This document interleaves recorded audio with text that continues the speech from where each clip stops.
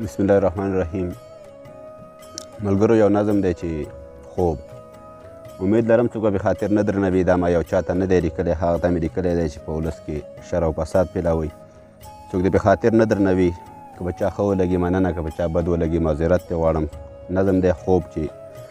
ستړی ستومانه چې د کار نه راغلم، ستړی ستومانه چې د کار نه راغلم، د مور او پلار سره یو څو خبرې، بچو سره به مې څه لوبې کړي،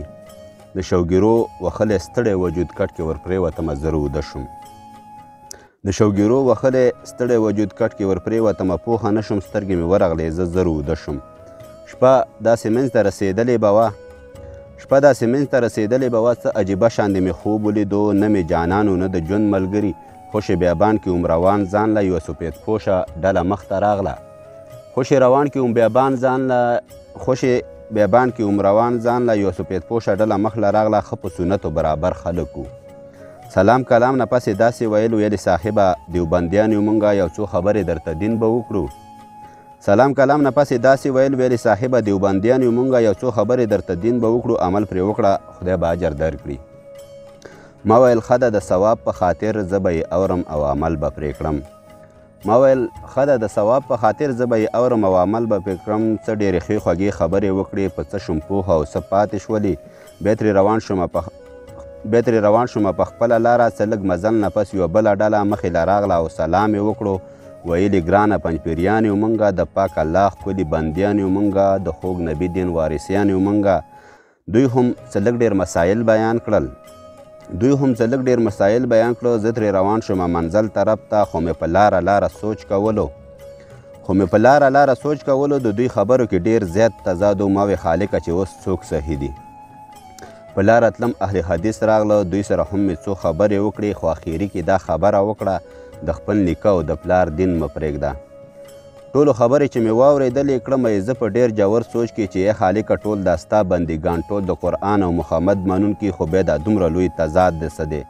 یو وایي چې مړي پسې خیرات کوئ، بل وایي چې نه پرې کافر کیږي سړی، یو وایي چې مړي پسې خیرات کوئ، بل وایي چې نه پرې کافر کیږي سړی، یو وایي چې مور او پلار زیارت کوئ، بل وایي چې قبر ته نږدې لاړ نه شئ، یو وایي چې سخات ورکړئ چې حق ادا شي، بل وایي چې نه پرې مرتد کیږي سړی، یو وایي خیرات د 12 ښه دی، بل وایي چې نه پرې یو کتاب کې نشته. خو دا د کوم کتاب کې او کوم اسلام کې چې تا پسې مونځ نه کیږي، تا پسې مونځ نه کوم. په دغه سوچ کې بیابان نه زه چې د خپل کلي خواته ورسېدم، کلي کې هر طرف ته دا شور و چې پلانکی ښه دی او پلانکی نه دی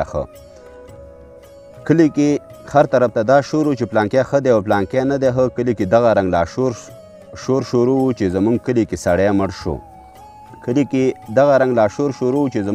سړی مړ شو، هغه سړي چې کوم 4 زامنو،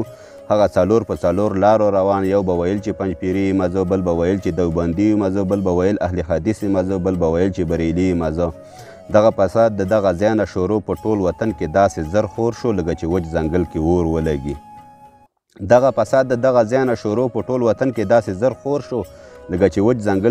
ولګي. څه ظالمان ورته پوکي ورکول، د دې لمبو نه اخر جنگ جوړ شو، ډېر شه زلمي پکې د سره تیر شول، ډېر شول معذوره لاس او خپو نه خلاص شول پکې ډېر زیات ګلالي یتیمان، میندې شویبورې پیغلې کونډې شولې. دغه مې خوب و چې تعبیر بیا څه وي، خو د تعبیر نه مخکې دا دعا ده، د روکړې خدایه ته شوکت دغه خوب، شیلمان مې دغسې خړ پړ خوښ دی، خیر دی ګلونه پکې دې نه کېږي، خو پکې د وینو سیلاب نشم لیدی. زما اورېدلی مې یو شعر بابا رحمان دی، زما نظم بس پوره دغه عنوان دی چې دا 4 وړه مذهبه سره یو دي، ما او تا پکې پیدا کو اختلاف.